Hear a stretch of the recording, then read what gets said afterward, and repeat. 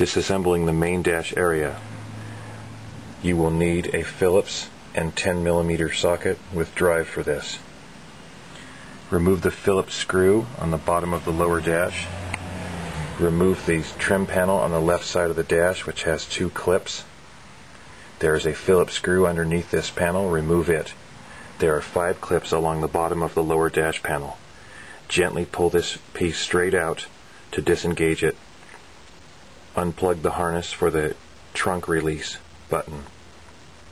Underneath this panel is a steel plate connected to the dash subframe. It is attached with 4 10mm bolts. Removing it will give access to a number of things under the dash. To remove the bezel, remove a couple of Phillips screws along the bottom that were exposed when you removed the lower dash. The number of screws seems to be variable by the year of the car.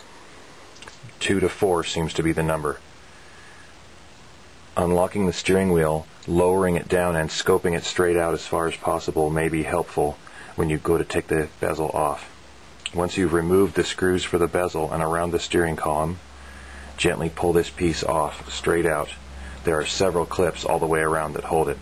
When you have it loose, there is a plug that you can release behind the headlight controls. Once you have that loose, you should be able to remove the entire bezel assembly. Once the bezel assembly is off, there are 4 screws which hold the main cluster in place. 2 Phillips screws along the bottom, and 2 that are somewhat deep set along the sides of the gauges to the left and the right. This may be different depending on your year. There could be only 2. Most likely there will be 4. Once you remove them, you can gently pull the dash cluster itself of instruments out, and there are 3 plugs on the back which release with plugs and locks similar to the other connectors.